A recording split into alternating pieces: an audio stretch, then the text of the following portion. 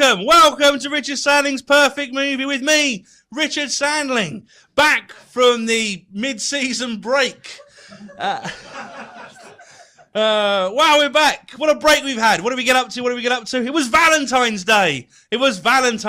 Or as I like to call it, the bank holiday Sunday traffic jam of takeaway waiting times. I think I'd like Valentine's Day if it wasn't for the people. Just as Christmas has amateur drinkers ruining it for everyone, Valentine's Day has amateur losers. Hey, weepy, some of us are lonely all year round. Grow up. It's true, though, that Valentine's Day does cause some self-reflection. I mean, when I think of all the money I've spent as a grown-up on VHS tapes, comic books and toys, it does seem a lot. Then I remember how much money I've never had to spend on Valentine's Day over the years, and it all seems to equal out. Of course, I'm only single by choice. Everyone else is. I was thinking about how Valentine's Day cards are always a bit sickly, and I think in this modern day we need better Valentine's Day cards. So I try to think of some more realistic Valentine's Day cards for everyone I want to run by you. The first one is, I didn't buy you a gift. It's about ethics and romantic gestures. If you were a Facebook status update, I wouldn't share you, but I would like you and poke you. I want totally. A cup of tea next time you're in town would be great. The hell out of you. Let's try and find that erogenous friend zone. I love you enough to give you my last Rolo, but they're a Nestle product, so I can't buy them as it wouldn't be an ethical product. And my favourite one, which I think would be the most accurate one, is you've replaced death as the thing I think about most.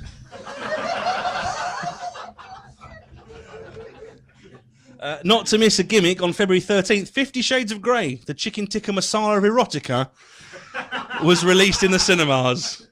Apparently the emergency services have been overwhelmed with a slew of copycat injuries from people mimicking the saucy shenanigans seen in the film. Particularly people ending up chained to their beds because they don't know how handcuffs work and have to call the fire brigade to cut them out. A spokesman for the fire brigade said, "You think it'd be really sexy, but every time it's like walking in on the Jeremy Kyle show fucking itself."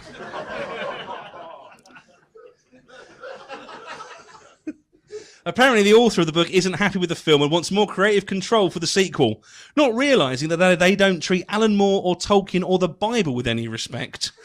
And she's just renamed some Twilight fan fiction. Which is not to dismiss her achievements. More people have read 50 Shades of Grey than anything you will ever write. Just bear that in mind. And finally, the late, great Patrick Swayze had one very simple rule for the perfect curry. Nobody puts bay leaf in a korma. And so concludes the jokes, inverted commas, of the week. Nathaniel Metcalfe!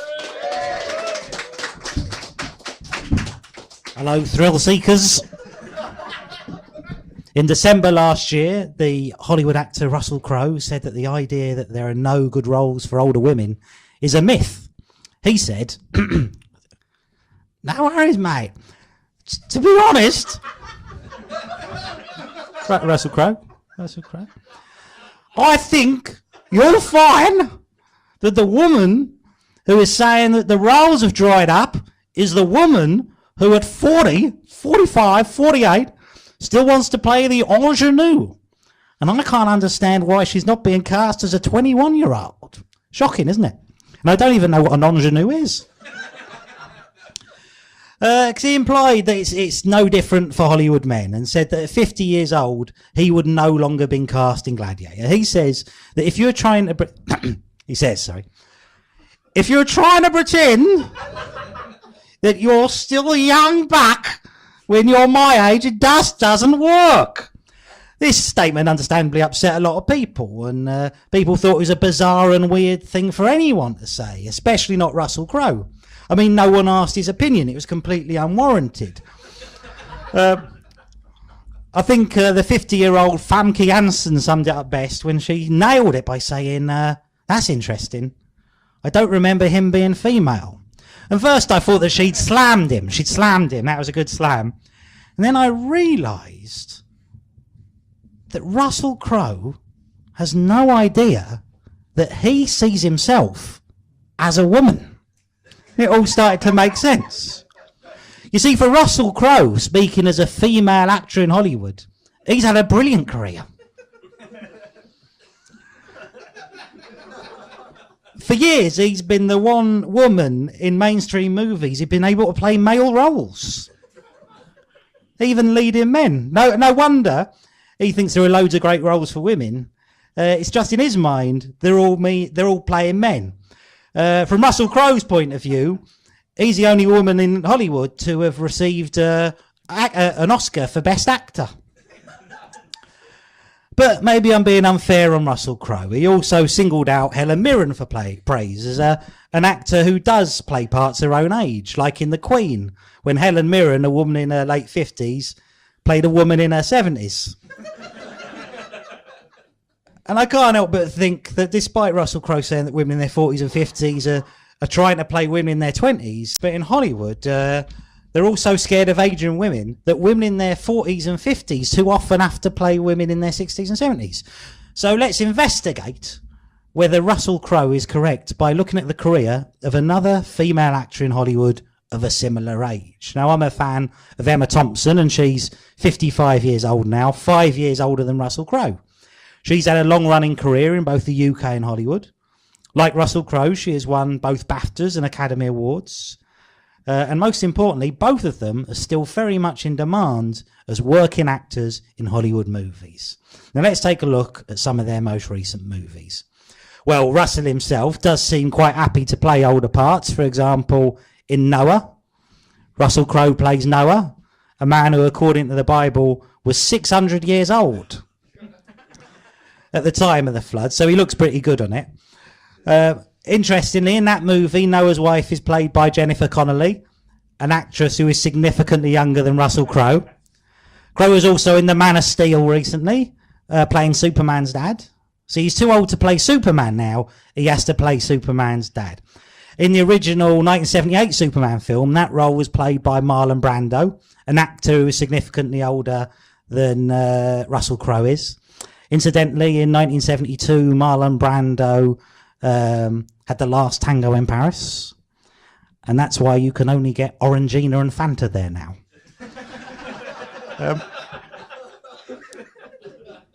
And in the Man of Steel movie, Jor-El is very much used as a much younger character. Now, if you compare that to Emma Thompson, she's recently played P.L. Travers, the author of Mary Poppins, in the film Saving Mr. Banks. That film is set in 1964, when P.L. Travers was 65 years old. At the time of filming, Emma Thompson was 53. So far from not playing characters her own age, she seems to be playing characters much older or a decade older than her own age. And it's almost as if when you're too old to play the wife or girlfriend of the leading man, you just have to skip ahead and play old ladies. To be fair on Emma Thompson, she was lucky enough or successful enough to never really play the wife or girlfriend role when she was younger. In 1998, then aged 39 in Primary Colours, she played a character based on the 45-year-old Hillary Clinton. In 2005, aged 46, she played the elderly Nanny McPhee in the film of the same name. At 53, in 2012, in Men in Black 3, she played Agent O, the new chief of the Men in Black. In the film, she is also the love interest of the then 67-year-old Tommy Lee Jones. During the film, Will Smith travels back in time to 1969 and teams up with a young Tommy Lee Jones, played by Josh Brolin. In 1969, the Emma Thompson character is played by a 30-year-old Alice Eve. Remember, that takes place in 1969. That is 46 years ago. If we assume that the Alice Eve character is about 30 in 1969, then we have to assume then that the 53-year-old Emma Thompson is playing a woman in her mid to late 70s. Women in their mid 70s do not look like Emma Thompson. But for the sake of balance, let's assume that in Men in Black 3, Emma Thompson is actually playing a woman in her early 50s, like she was then in real life. Then that means that in 1969, Alice Eve is playing a 10-year-old.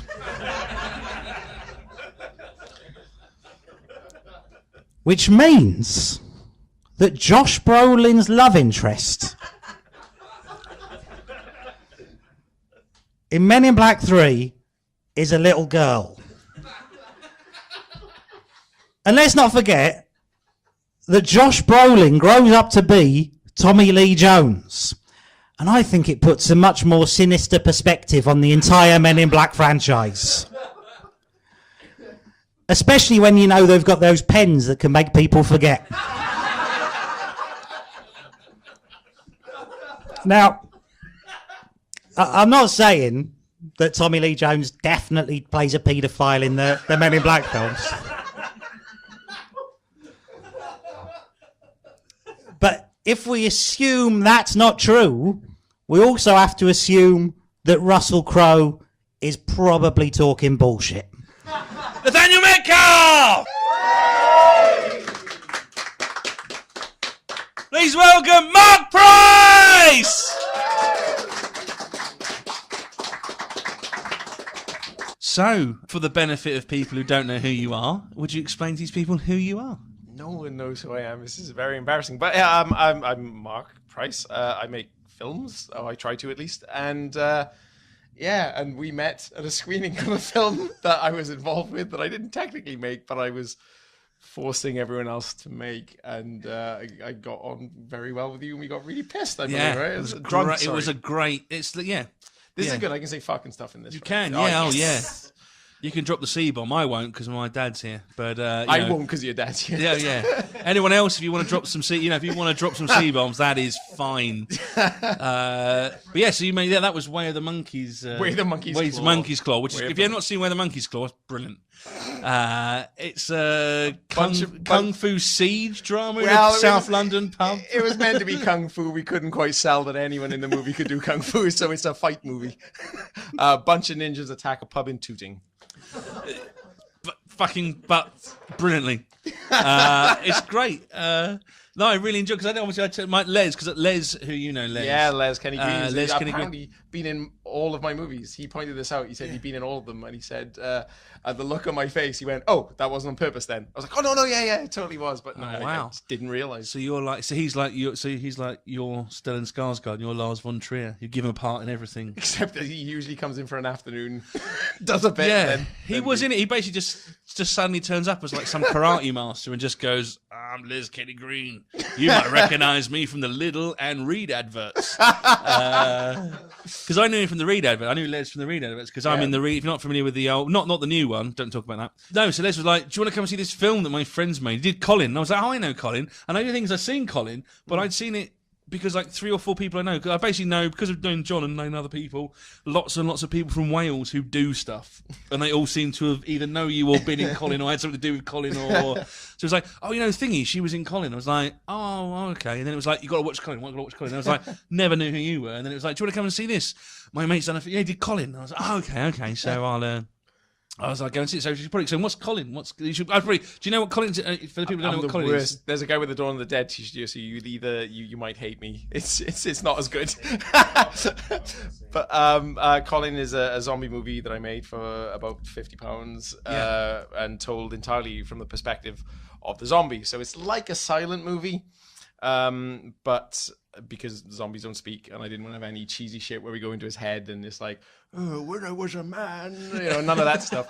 And I wanted to tell something going to be a little bit sad as well. So that was always my favorite thing. People would like come out of the cinema like in floods of tears, and I'd be like, "Yes, I tricked you, because none of this happened. It was just my friends." Which I thought was quite nice. But yes, and for some bizarre reason, the film got released, and I was like, "Okay, cool."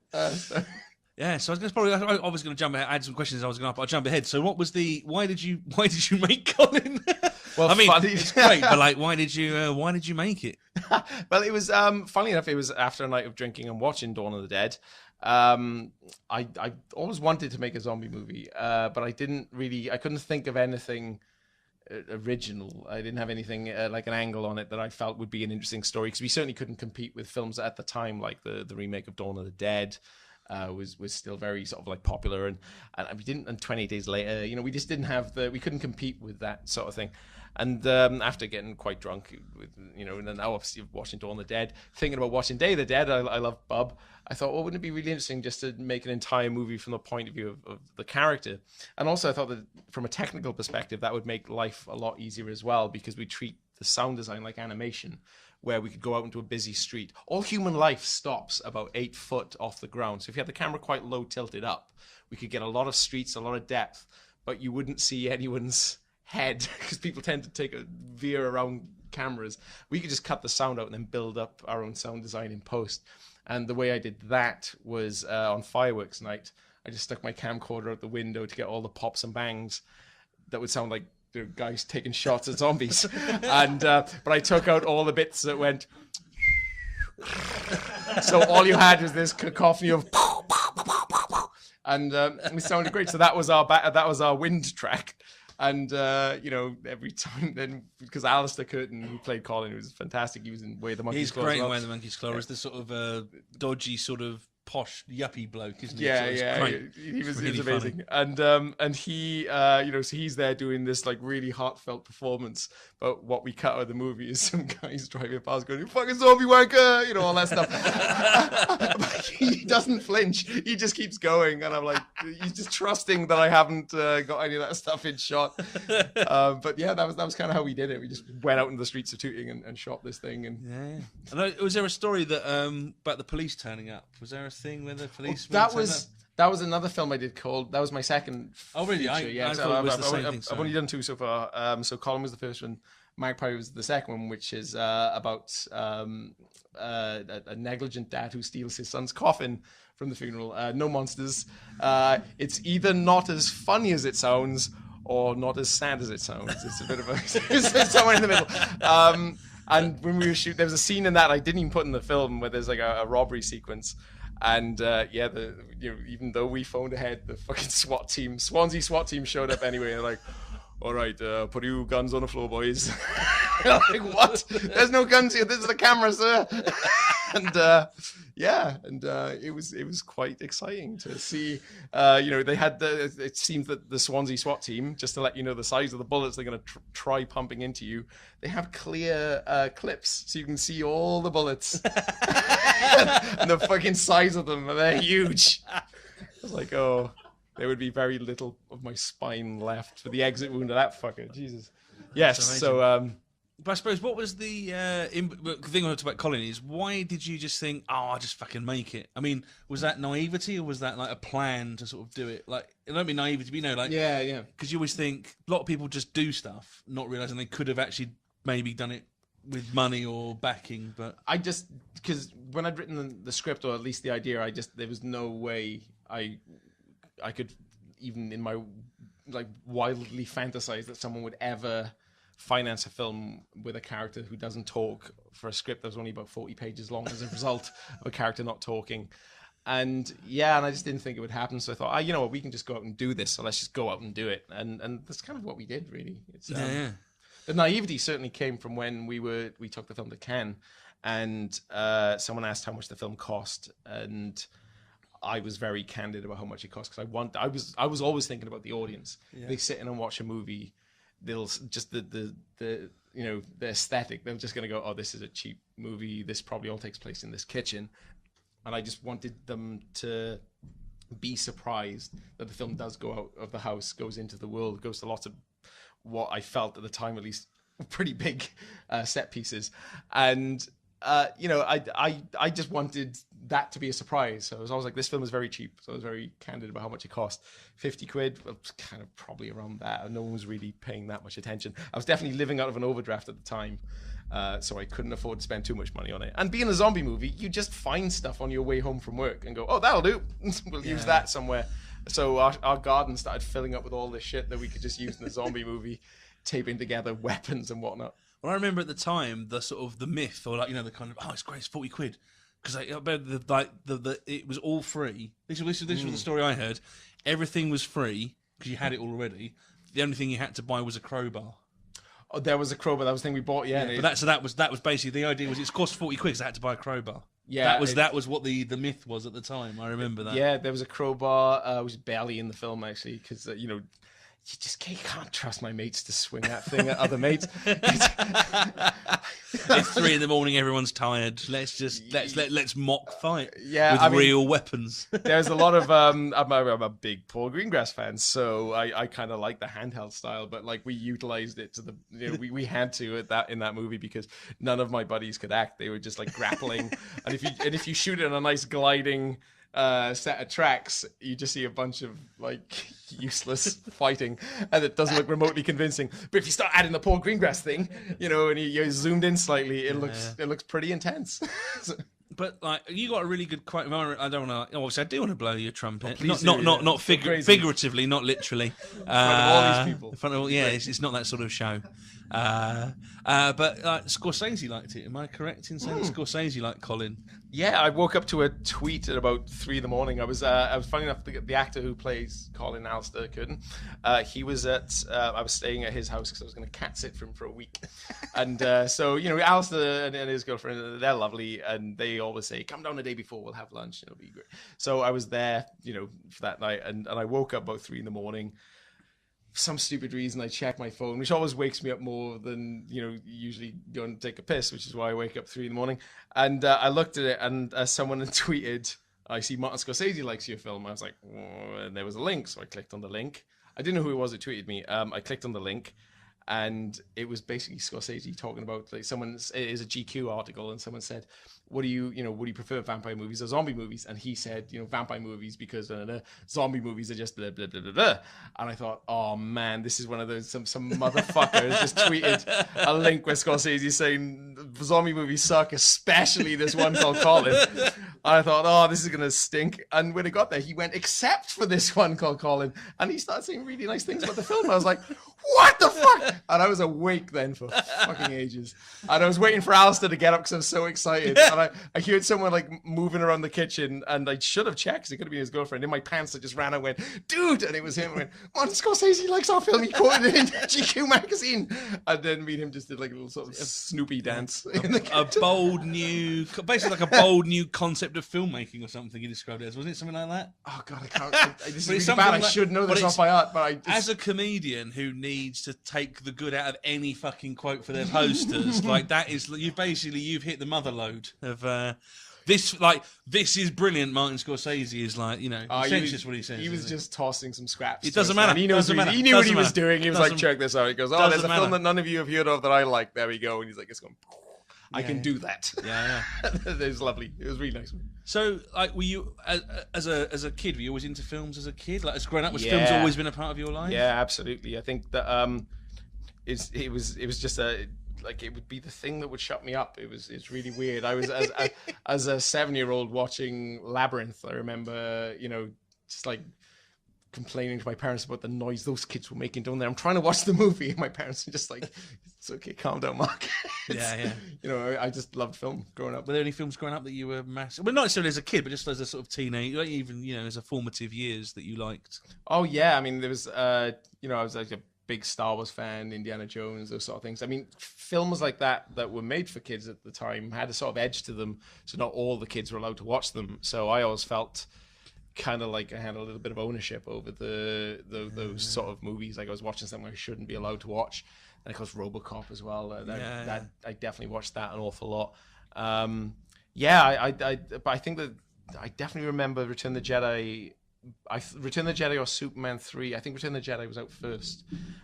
That's the first film I think I saw in the cinema. And I think what really helped make me love film was that the first 2 films I saw had characters who I was very familiar with because I'd seen Star Wars. I hadn't seen Empire Strikes Back at that point, actually, but I'd seen Star Wars. And as a kid, you don't need that continuity. You just see familiar faces and visual effects, and everything's awesome. So I hadn't seen Empire Strikes Back, but I'd seen Star Wars enough.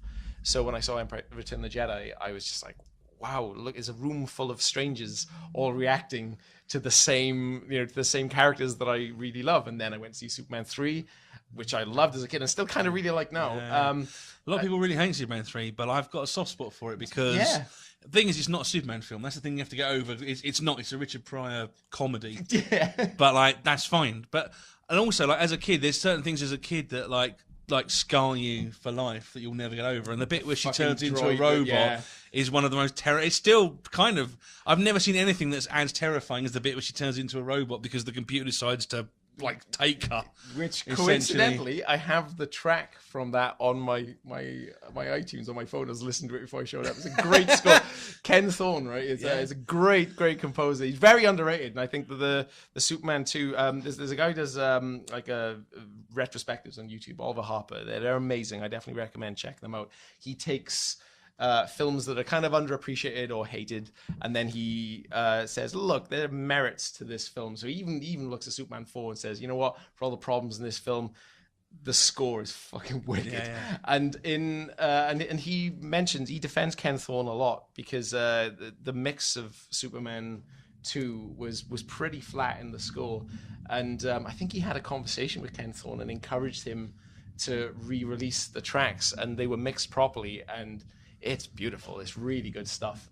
Obviously, you like movies, but were there any films, obviously, because as you get into wanting to make films, were there films that you watched and went, do you know what? I want to make movies. What was the films that made you want to make movies?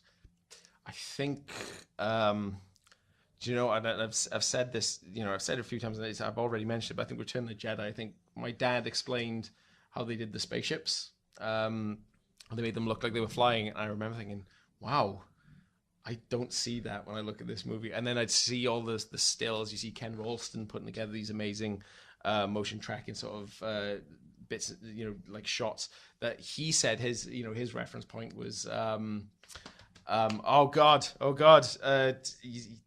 Chuck Jones. There you go. I nearly went then. Edit point. Yeah. he said all of those.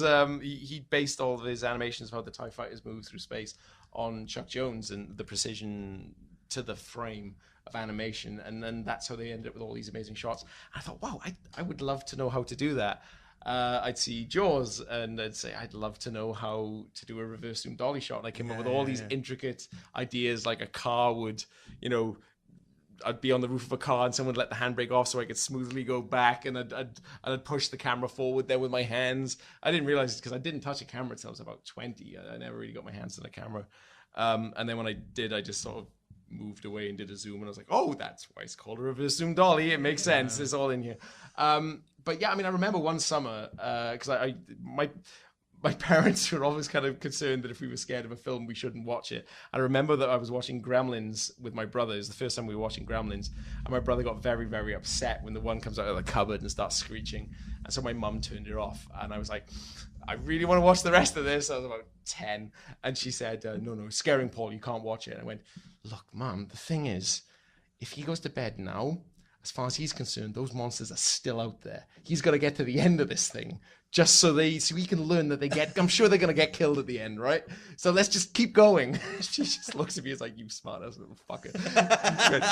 You're going to bed too. We'll tape it. You can watch it tomorrow. And of course they taped it, but this is at the time when the news at 10 was on, right? Oh yeah. So they didn't watch the news. They missed when they re-recorded it. They missed all of the kitchen scene.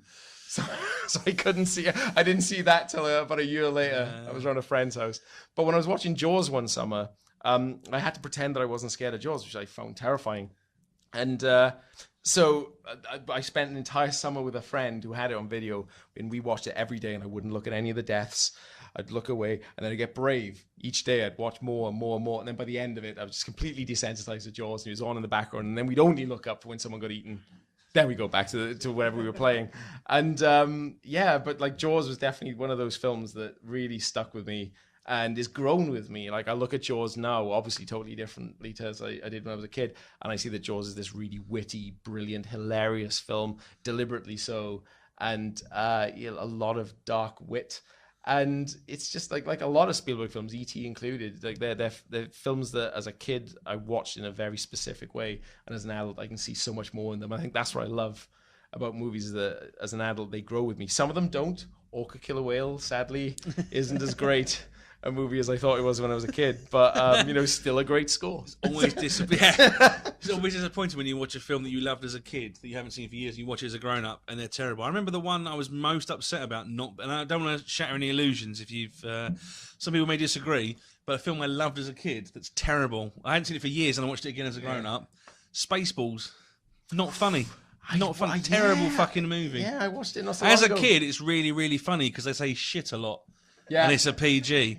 They jamming the radar. Yeah, But the other problem with Spaceballs is Bill Pullman will always be Lone Star. So whenever he's doing anything grown up or adult, I'm like, what's Lone Star? Why is Lone Star fucking this girl up the arse on this set? This is really, what would Bath say? This is really awkward. The first time you see someone, it's amazing when someone does something iconic. You go, oh, it's them, and then you see it again. It's very difficult. Lone Star the president when aliens are invading. Yeah. Why is Lone Star? Yeah, but that's because he'll always be Lone Star, because that's the first thing I ever saw him in. And now it's time for the hashtag game. For those of you familiar with the popular online game, the hashtag game, where you do a mashup of themes, films based on such and such. So this week it's chocolate films. So these are films based on chocolates. So we'll start off with, I'll go for a few with, the first one I've got is Chomper Stomper. Dial M&M for Murder. Flakes on a Plane. Freddo Got Fingered. Fudge Dread. And Rolo Cop. Nathaniel, have you got any?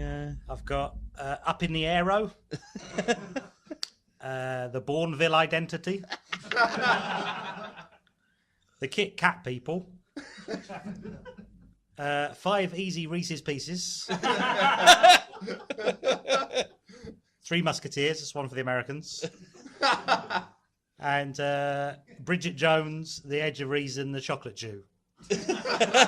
Have you got Marc? Mine was terrible. I had to make shit up, and so I said if I had one that was there was a sequel to Blade Runner, and the Harrison Ford character was had to team up with another replicant who looked just like him, it would be called Double Decker. And I thought, that was it. No, it's terrible. Thank you. You're very polite. You could also have Topic Thunder. I said earlier, the Mate Twix, Nightmare on Quality Street, Gulliver's Revels, 12 Munchies, and The Curious Case of Benjamin Buttons. And so concludes the hashtag game. And so now it's time for the final part of the show where the headline act, Mr. Marc Price, chooses his favourite scenes from films, favourite beginning, middles and ends to be in your favourite movies. Were there any movies, choices you wanted to choose that you couldn't get in, that didn't fit or were too cinematic? I was saying them all day. I was just going, I should have picked that one. I should have picked that one. We talked about The Thing. I wanted to do the Kurt Russell speech from The Thing where he's like, I know I'm human. And if all you were things, then I'm obviously paraphrasing, you'd come and eat me, and so it means some of you are human too. I love that bit. It was a great bit. So what is your favourite opening scene?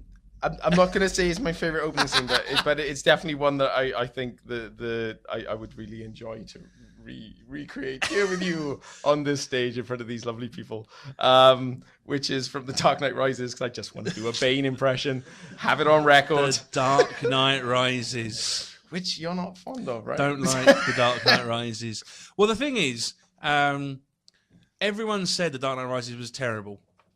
There was lots of moaning and, Dark Knight Rises is terrible, Dark Knight Rises is terrible. And I was watching it and I was like, do you know what? It's all right. I'm like, everything's setting it up. I'll give it a go. And then it got to the point where they gives that speech at the football stadium. Yes, this is my plan. I will do this. And everyone in the audience just be like, what's he and saying? then we all went, oh, so that seems ridiculous. That seems stupid. I don't care. And it was like building up. It was building up to something nice. Well, the problem is, I didn't like the first one. Basically, of the Batman films that Chris Nolan did, I only like Heath Ledger as the Joker. I'm not saying that's the only good thing in it, but that's the only thing I like is Heath Ledger playing the Joker. And it's not even in a weird, I'm 15 again, this is my crow. I'm just saying, you know, like most people are, you know. But it's just like I really like Heath Ledger as the Joker, and that's the only thing I like about the 3 Batman films that Chris Nolan directed is Heath Ledger as the Joker. But the thing about The Dark Knight Rises, there's loads of stuff in The Dark Knight Rises where I just spend, because I'm not one of those people, like, I don't look at a movie and try to be a dick. I'd rather just enjoy it, because I think you watch a movie, like, there's so many movies where I think are brilliant, which have so many flaws, but you don't care because they're enjoyable or fun enough. Like Back to the Future, the fact that like Back to the Future has so many flaws, but you've literally got to go out of your way to be a dick to bring them up, because it's just such a great movie that you don't care. Like, why do they name the 3rd kid Marty? You know, like, no. You're like, doesn't matter. Back to the Future's fucking brilliant. Whereas The Dark Knight Rises, I spent the whole time, it's like, I watched The Dark Knight Rises like my mum would watch an ITV drama premiere. Not on purpose, just kind of going, so if he's doing that, why is that guy not doing that? Like, it makes, like, because he's done that. So that, this must be foreshadowing. It's not foreshadowing. It's just bad writing. Oh, it's just really disappointing. There's like loads of stuff in it where, especially this first bit with Bane. Now, thing we mentioned earlier. Yeah. Why not check who's under the fucking hoods? I would. Yeah. You brought you this prisoner. Okay, there's 3 of them. Oh, no, just put them on the plane. Don't check who they are. Takes the hood off, and there's Bane. Shoots him in the head. There's no film. Brilliant. Yeah. Not taking the hood off Bane is basically not doing the escape pod in Star Wars. Yeah. It's just like, what the fuck were you thinking? And put these people on the plane. I have no idea who they are. I'll take all of them. Anyone else want to get on the plane? Take them all on the plane. It's fucking ridiculous. And at the end, when they just go, we're going to have a riot, and everyone goes, yeah, let's kill everybody. And you go, I don't think there's that many poor people that furious. Like, ridiculous. And then they go, you lied to us. You did what a politician would do and use a thing that happened to create calm and peace. And everyone's like, yeah, you're right, I'm a terrible... But no, he's not a terrible person. That's why he's Commissioner Gordon, for fuck's sake, because he does... When Bane reads that letter out, that's really weird to me, because if I was Commissioner Gordon, well, why would anyone believe him for a start? Yeah. He's holding the entire city hostage with a nuke. And if I was Commissioner Gordon, I'd be like, oops, let's go. Didn't write that. Yeah. Sorry, Joseph Gordon-Levitt. There's literally nothing in that whole movie. Horseshit.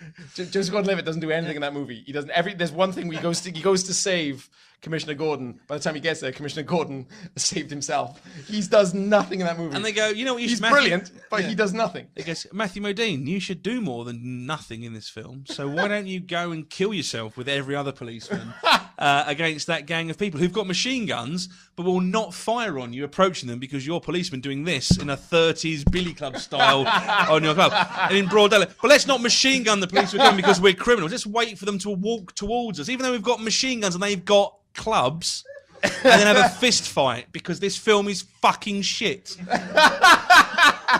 And Christopher Nolan is terrible. When the 3rd one came out, I'd been a bit disappointed by the first, so I hadn't really liked them.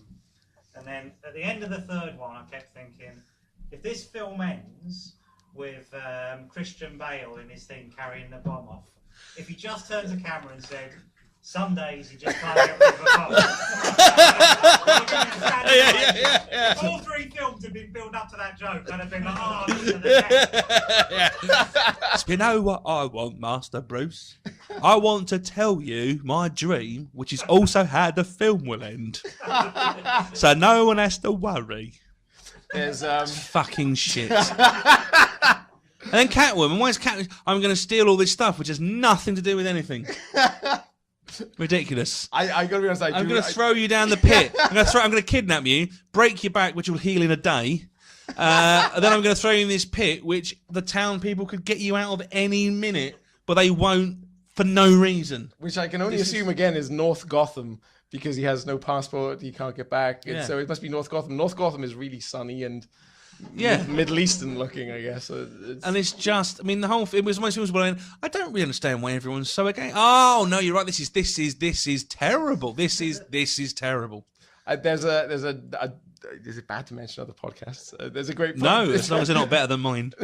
There is another pod, not a great pod. There's another podcast. There is another one. They are good. There are a couple of Australian guys. They call the Weekly Planet, and they do a thing where they talk about, how you could easily build a series of steps to get to that one thing that no one can jump to. Yeah. And it would take more time, it'd take a bit of time, but much less effort than everyone breaking their backs, falling with that piece of rope. And because Bruce Wayne had broken his back, I was like, fuck, every time that takes the strain, that's going to just make things worse. Yeah, yeah. All Tom Conti did was punch it back into place. Yeah, I'm going to punch you back into shape because I was in fucking Shirley Valentine. Yeah. I want to make fuck to your back. Yeah. Oh, Shirley No, Valentine. you Love know, it. Willie Russell's Dark Knight Rises would have been fucking brilliant. Because you'd have a perspective on humanity because it'd be written by a school teacher. I'm not eating shite. Oh, who's seen Shirley Valentine? Yeah, That would be great. Yeah, so this is the first thing. So the other thing as well is that the opening to The Dark Knight Rises also has Aidan Gillen in it. yes. For no reason. Because Aidan Gillen is great. I love Aidan Gillen. You know, familiar with Aidan Gillen? He's in Game of Thrones. He's Littlefinger. I thought it was Sticky Finger. Sticky Fucking Finger. hell. No, that would be great. No, that's the rapper you're a big fan of. And it's Sticky Fingers. Thing is, I cane watched Game of Thrones, so fucking names just haven't stuck with me. I watched them all in about a day, and I'm like, okay, I don't know who anyone's name is. The ginger teenage girl who is held captive by that horrible king, and you know, Pete Dinklage, and that's basically how I've got about Aidan Gillen. Yeah, I know him. But he's in it. He does loads of these films, but he'll be like great actor. He'll just turn up in things as like a day player. But it seems weird that he's in Age of Heroes, which is the Sean Bean, Danny Dyer Birth of the SAS movie. Oh. And he plays just one person who's guarding someone for like a day, has 3 lines. And you're like, why is Aidan Glenn doing this? Like he was in The Wire, for fuck's sake. Like he's the baddie from Blitz. Spoiler alert. You know, so we should probably do the opening to this, which is the opening to The Dark Knight Rises. This is quite long, isn't it? It is quite long. Should we jump to basically? Let's not do the bit with Commissioner Gordon doing his "I knew Harvey." Let's just start with there. That's a good business. Should we go? So basically, a truck. I'll paraphrase. A truck is driving through. They drop him off. The Aidan Gillen. Now I could do Aidan Gillen. I might try and attempt. I'm going to do Aidan Gillen's character, shall I? So I'm going to attempt to do him as Littlefinger with his terrible accent, which is from nowhere. It doesn't really work because I can't do a good. But I'm just not going to do an. Hey, I'm the CIA man. That's horseshit. If you're doing Bane, I'm not going to have a great time. I'm Sansa. I'm going to do the whole thing. You know. See, this is the thing. I'm a terrible actor, by the way. Cut me from here to here. I'm just going to do the whole thing like that. Don't care. I do very few impressions. Is his name CIA man? He's CIA man. That's what they call him in it. Holy shit! So, Nathaniel, do you want to be? Who do you want to be? I don't know. I haven't seen it. Why don't you be Dr. Pavel? And you haven't got to do any terrible racist accents. He doesn't have a terrible racist accent. He just moans a lot through the He's just just do your own voice. Okay. Countermand the terrible voices by doing your own voice. So we go basically on the plane. They take him on, and they're doing a thing. They're doing the prisoner's dilemma, which is the thing where you have him handcuffed, blindfolded, and it's like the first one to talk doesn't get thrown out of the airplane. So we're going to go from what? So we'll go from the flight plans. This is Dark Knight Rises. The flight plan I just filed with the agency. It's me, my man, and Dr. Pavel here, but only one of you. CIA man opens the cargo bay doors. Special forces hang hooded man 1 into the howling wind. CIA man shouts above the wind, "First one to talk gets to stay on my aircraft. Who paid you to grab Dr. Pavel?" Nothing. Can't believe it. He pretends he's been thrown out of the helicopter. He didn't fly so good. Who wants to try next? The soldiers grab hooded man 2, hangs him out the door. Tell me about Bane. Why does he wear the mask? The prisoner says nothing. Lot of loyalty for a hired gun. Suddenly, third prisoner pipes up. Or he's wondering why someone would shoot a man before throwing him out of a plane.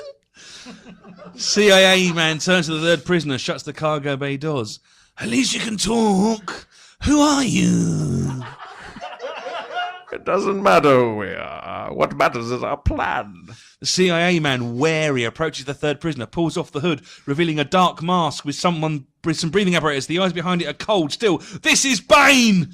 No one cared who I was until I put on the mask. If I pull that off, will you die? It would be extremely painful. You're a big guy. For you. Was getting cold part of your plan? Of course! Dr. Pavel refused our offer in favor of yours. We had to find out what he told you about us. Nothing. I said nothing. A heavy bass tone is rising because dubstep is basically one of my favourite things to do if you're ever at home. If you just want to, instead of whistling, just do out the sort of imagine the trailer's going in your head and you go, something terrible's coming, and just go.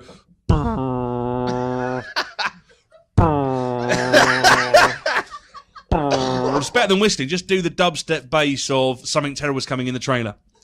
The sergeant looks out the window. The commuter plane is dwarfed by a massive transport plane looming over it, dangerously close. Well, congratulations. You got yourselves caught. Sir, what's the next step of your master plan? Crashing this plane. The ramps crack over. No. Everything goes shit. They attack the plane. With no survivors. Oh, the special forces people there, they shoot through, they kill everybody. Basically, it's a big thing. They tip the plane up. Bane does some stuff, they kill everybody, and the wings shear off and they're carrying it, and it's all disastrous. And they bring a body down and they fill it with blood. So it looks like Dr. Pavel, everyone else is dead. And they get a thing comes down and they're going to... one of the other guys, I'm basically paraphrasing this enormous 5-minute scene. And then Hooded Man 2, Goon 2, wants to come with them. Hooded Man 2. Brother, they expect one of us in the wreckage. The man nods, unhooks himself, and takes Bane's arms. Have we started the fire? The fire rises. Hooded Man 2 hands Bane his line. Bane clips it around Dr. Pavel, takes out a knife and cuts Dr. Pavel's seatbelt. Dr. Pavel panics, flails. Bane takes his arms calmly. Calm, Doctor. Now is not the time for fear. Bane slides Dr. Pavel out of his seat. They hang in the vertical, wind-blown cabin. Dane blows out a detonator. Now is the time for cake. Bane presses the detonator. The cabin drops around them, revealing the terrifying drop to the peaks below. Dr. Pavel screams as they're hoisted towards the transport. We follow them dangling behind the plane as it makes its escape. Hey. Scene! Oh, boy. So that is The Dark Knight Rises. We lost them. They didn't You know, like that one. I fucked it up. I think it's brilliant. I had a great time. So your next favourite What is scene? it? Oh, you've got Which one? Which one? Which one do you want to go for? Let's do this one. Well, they're both great. They're both great. We'll win them back with this. This is from Jaws. Jaws. I always said there was a thing called like a cheer up Charlie moment in every single movie, and it's basically it's a moment that you can just afford to miss, and every movie has one, whether it's intentional or not. And so in Willy Wonka's Chocolate Factory, it's obviously the bit where she sings a song that just reiterates everything we already know, which is the Cheer Up Charlie song. In Jurassic Park, it's John Hammond talking about his flea circus. There's a Cheer Up Charlie moment in everything where you can just go, and everyone senses it. There's this collective thing where everyone gets up to take a piss, or everyone goes to buy more popcorn. It's a moment that everyone just fucking gets. And when you make films and you just go, shit, that's my Cheer Up Charlie moment. I thought it was so important. It's a good thing to be aware of. But so what's the cheer? So is the cheer up? The cheer up. Oh, that's right. Sorry, Yeah. there was a point to this. Yeah, the cheer up Charlie moment. There isn't one in Jaws. The closest thing to a cheer up Charlie moment in Jaws is a bit where those guys are on the pier fishing with their freezer full of meat. That's the closest thing to a cheer up Charlie moment. But even that's important because if it wasn't for that scene, the shark wouldn't be in the film for about 25 minutes. So it's such a tight film. Every scene is a perfect classic scene. So yeah, I'm a big Jaws fan. And this scene particularly is a really great is a great scene. It's just because it's the bit on the ferry and they're talking about whether he's going to shut the beach down or not. Yeah, and it's really well filmed. It's brilliant. I didn't realise until I watched it back. It's one shot. It's a single shot, and the way Spielberg achieves, what you could do with edits is that he just has the characters, the blocking of the characters is they get closer and closer and closer to the camera until they are so close. You've got a little two-shot of Mayor Larry Vaughn and Chief Brody in this really intimate little moment, this little back and forth, which I've always loved. And only the last couple of years did I notice it was a single take shot, because Spielberg's single takes are just invisible. You're so busy being bombarded with information so efficiently that you don't really realize that you're watching a lot of single takes. He's the best at doing single takes. I can't think of anyone better, actually. And also, it's on the ferry, isn't it? So the boat is moving. So the boat is moving around the bay. So it looks there is movement, but the shot is static. Yeah, it's just the a thing is tripod. moving. It's very good. Tilts, very good. and that's about it. So this is basically it. We're on a ferry taking Brody out to the Sea Scouts are out there because basically what's happening is the Sea Scouts are doing their mile swim and they just realise there's sharks. They're going to shut these on. We've got to go out and get the kids to come back. But Vaughan's realised they're going to shut the beach down, so Vaughan's gone to chase after him to try and sort of, in a very mayoral, passive-aggressive way, talk him out of shutting the beaches down. And I'm going to do the worst Murray Hamilton impression. I'm going to do the best I can do, but it's going to be bad. So we're all going to try to attempt American accents. Prepare yourselves. So yeah, Vaughan intercepts Brody on the thing. Martin, you're going to shut the beaches down on your own authority? Well, what other authority do I need? Technically, you don't need the civic ordinance or a resolution by a board of select. That's just going by the book. We're really a little anxious that you're rushing into something serious here. I sound like Beavis. This is your first summer, you know. I was going to go with it. What does that mean? I'm only trying to say that Amity is a summer town. We need summer dollars. And if people can't swim here, they'll be glad to swim at the beaches of Cape Cod, the Hamptons, Long Island. That doesn't mean we have to serve them up a smorgasbord. We've never had that kind of trouble in these waters. Well, what else would have done that to the girl? Boat propeller? Well, I think possibly. A boating accident? That's not what you told me over the phone. I was wrong. We'll have to amend the report. You'd stand by that? I stand by that. Martin, summer girl goes swimming, swims out a little far, she tires, a fishing boat comes along. It's happened before. I don't think you can appreciate the gut reaction people get to these things. Harry, I appreciate it. I was only reacting to what I was told. Martin, it's all psychological. You yell barracuda, everybody says, huh? What? You yell shark. We got a major panic on our hands on the 4th of July. Okay, Bill, you can take us back now. That's so terrible. Scene! Jaws, ladies and gentlemen, Jaws. Jaws. That's yeah. This is what I'm really looking for. So for our next scene, we're going to do a scene from Transformers the movie, the cartoon, like the real Transformers the movie, the real one. None of this fucking Michael Bay horse shit. Are you a fan of Transformers? You like Transformers? It was just the film of Transformers in general. I love Transformers the movie. I remember the decision that was I was aware of Disney movies enough, right, to know that a Disney movie in the cinema was not going to come out on video anytime soon. So the choice was between Transformers the movie or Basil the Great Mouse Detective, and I was there going, fuck, I'm going to see Transformers the movie. I can't wait to see that. Even if it means I'll never watch Basil the Great Mouse Detective, I'm going to go with... And I've still never seen Basil the Great Mouse Detective. It's another terrifying... We'll come to this later. I've seen Transformers terrifying 80s cartoon. Yeah, but I've seen Transformers movie so many times that for a while, yeah, I actually knew it off by heart. The whole whole thing. It's weird because I love it, but it's almost impenetrable.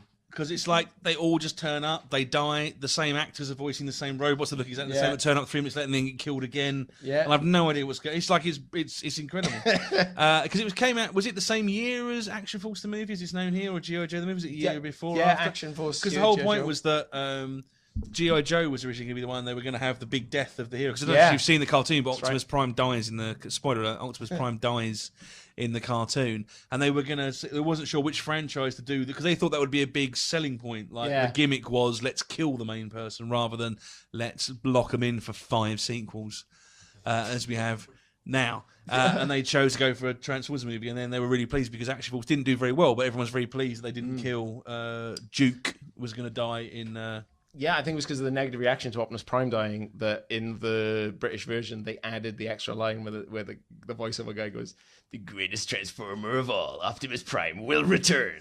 And I was there going, because as a kid it didn't make me sad. I was more confused. I was like, why they shoot each other every week? Why are they all dying now? I don't get it. And then Optimus Prime died, and I was like, it's more confusion than like Bambi when I was fucked up. Yeah. It's also really weird watching Action Force and Transformers because all the same voice actors do the same thing. So you're watching kind of go, Snake, right? Yeah. Not the spores was once a man. Fucking brilliant. And then they're going Chris Starsky. Latta. Yeah, that's Starsky in this. He hasn't shot his leg off, Lies! Lies! In G.I. Joe, they have a character called Nemesis Enforcer, which I think is the best name for a bad guy ever. Nemesis Enforcer. The big fucking purple thing with wings. Fucking Nemesis Enforcer, guys. Come on. I just imagine the parents naming these things. Yeah. When there's a cute baby. It's like, oh, do you know what his name should be, honey? Nemesis Enforcer. Yeah. That's a well, when great you've got name. the surname Enforcer, everything just sounds bad.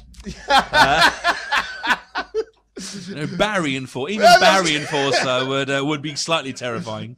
But yeah, it's a really weird. It's like Orson Welles is in it. It's like Orson Welles, isn't it? Eric Idle's in it, and it's just like Leonard Nimoy. Oh, too soon. So this is the bit where Megatron meets Unicron. That's what we're doing, is it? Yeah. Megatron meets Unicron. It's like an 11 plus quiz, isn't it? If Megatron meets Unicron, and he's got his hat on, such a delightful scene. Yeah.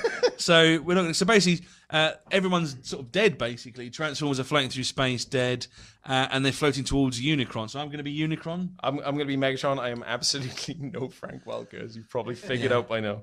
Megatron. Nice.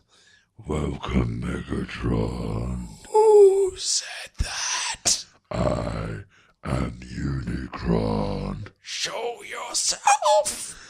I have summoned you here for a purpose. Nobody summons Megatron. Then it pleases me to be the first. State your business. This is my command. You are to destroy the Autobot matrix of leadership. It is the one thing, the only thing that can stand in my way. You have nothing to fear. I have already crushed Optimus Prime with my bare hands. You exaggerate. The point is he's dead, and the Matrix died with him. No! The point is you're a fool. The Matrix has been passed to their new leader, Ultra Magnus. Destroy it for me. Ultra Magnus, fuck's sake. Very arrogant names. Optimus Prime. Ultra Magnus. Megatron. That's some confident parents. Why should I? What's in it for me? Your bargaining posture is highly dubious. But very well. I will provide you with a new body and new troops to command. And nothing! You belong to me now. I belong to nobody! Perhaps I misjudged you. Proceed. On your way to oblivion! Ah, no! I accept your terms! I accept! Excellent. Unicron makes Megatron badass and new. Scene! With a new... Yes! All right, we got him. We won him with that one. And now it's time for your favourite ending to any film. Nathaniel might want to join on this because Nathaniel loves this film. Oh, yes. Oh, I love it. Absolutely. Creep in. The ending to Watership Down. Watership Down. See, everyone's because everyone's already going, I'm going to cry. I was transcribing this last scene and I was like, do you know what? This is really sick. I don't think there's a scarier film.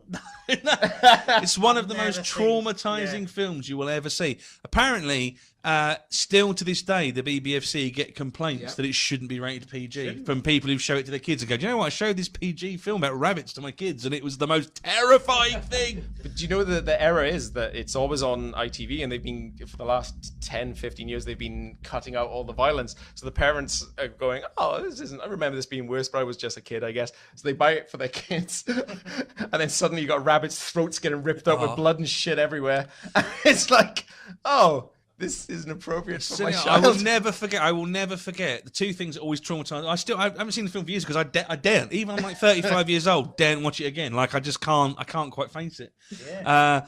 And it's the bit where in the flashback thing or the dream sequence where the rabbits can't get out. They all can't get out. Yeah. That's terrifying. And it's the like bit goes, done in that abstract animation at the start, isn't it? Yeah. You've just got the voiceover going, run, prince with 1,000 enemies. Because if they catch you, they will kill you. And it's just got bits where As an it's got, opening like, line, that's quite bold for a Yeah. kids' film, isn't it? It's got like the bit where it's like, "Oh, what's wrong?" And it's like, "Oh, Hazel, the fields are bleeding." You go, "What do you mean the fields are bleeding?" And they are. They are. They will know you by your mark.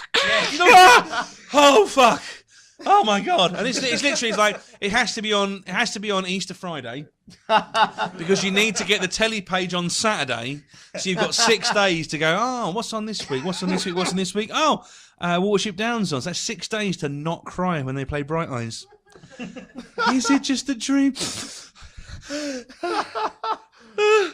So sad. So sad. I watched it. It was they screened it at the BFI a couple of weeks ago, and I watched it. And I was with someone, and I was like, okay, I'll be brave. I'm not going to cry much. I've seen this loads of times. I'll be okay now. And there's that bit where like Fiver goes looking for Hazel after he's been shot by the farmer, and you just hear Olat coming in going, or is it a dream? And I just went, oh, fuck, Jesus Christ, here he goes. I was like, okay, be cool. Trying to find ways to wipe each eye so that no one knows. Oh God, It's just a terrifying. Have you all seen Watership Down? It's brilliant, the but it's score again, like not the score is great. Angela Morley, who used to work with John Williams, it's a wonderful score. Angela Morley, who is a transgender lady, was a man, born a man, transgender lady. Tragic death. She fell down the stairs. It was really, really sad. I think if I could ever make a biography of someone, Angela Morley is just someone who fascinates me the most. I think, but that's a really boring fact. I'll never make a biography. No one will give me the money for that. But whatever. I mean, sorry, where are we? Could you make it on foot? Could you make it for 40 quid? Do you think? Or were your mates doing it for free in the streets of Tooting? I'll give it a go. I'll move it to the streets of Tooting. There's a guy down the pub who looks like John Williams. I'm like, yeah, you got the part. So this is the end, which is the really depressing ending. It's really depressing. I was like the 2 minutes of transcribing, and I was like, this is just too much for me. I don't know. So basically, Hazel. So he's achieved everything he's wanted to achieve in life and has been living what we assume is a very gentle life. See, Richard Bryars? Is that Hazel? It's John Hurt. John The Hurt fucking cast in this film is incredible. It's like Denham Elliott, Ralph Richardson, Nigel Havers, some other actors. Joss Ackland, who's Zero Mostel's last film as the seagull. Yes, right, yeah. And then so basically he's got his wife, he's got loads of kids. This is the thing, he's got a wife, he's got loads of kids, and his wife's giving the story of El Alamein or whatever it's called. Fucked up shot in this cartoon, right, that I only noticed as an adult, where basically the bad guy rabbits, right? The what were they called? The Efrafans. They've got women rabbits that they give as like rewards or like payment to their Ausla, which is the rabbit chiefs. And there's this one shot of all these women rabbits looking really, really just looking at the ground, and a rabbit comes up, looks at her, she runs into a hole. Then the next one, a rabbit comes up, looks at her, she runs into the hole, the other rabbit goes in after her. It's like, fuck, it's like rabbit rape. It's horrible. I was like watching going, I never got that as a child. And this is what Hazel's saving them from. Yeah. So yeah, that's why Hazel's brilliant. So he's great. So this is the ending. So do you want to be Hazel? Are you going to be the Black Rabbit? What did you want to be? I'll be the Black Rabbit. Okay, I'll be the mother. I forget the woman's name. She's basically giving a fairy tale to the kids. So Hazel and the rabbits are out while the mother rabbit reads a story to all the little kids. El Ahriar knew then... El Herrera. El Ahriar knew then that Frith was his friend. Every evening when Frith had done his day's work and lies calm and easy in the red sky, El Ahriar and his children and his children's children come out of their holes and feed and play in his sight, for they are his friends, and he has promised... Hazel has wandered away from the group and is eating some grass as the Black Rabbit appears to him. Hazel, you know me, don't you? It's a terrible Joss Ackland impression, but I'm trying my best. I don't. Yes, my lord. I know you. I've come to ask if you'd like to join my Ausla. We shall be glad to have you, and I know you'd like it. You've been feeling... I sound like a villain. You've been feeling tired, haven't you? If you're ready, we might go along now. I'm just going to play him like a villain. Hazel looks over at all his baby rabbits. You needn't worry about them. They'll be all right. And thousands like them. If you'll come along, I'll show you what I mean. Hazel lies down and dies. His spirit comes out of his body. He looks around and goes to dance around the sky with the Black Rabbit. All the world will be your enemy, prince with 1,000 enemies. Whenever they catch you, they will kill you. But first they must catch you, digger, listener, runner, prince with the swift warren. Be cunning, and your people will never be destroyed. And with that, they head off into the sun with a swell of strings, as if that is supposed to infer some sort of happy ending. And the film ends. Watership down. Well. In my head, my Joss Ackland impression was so much more full of weight, and I was like, everyone's going to cry. This is going to be fucking wicked. Well, ladies and gentlemen, Marc Price! Thank you.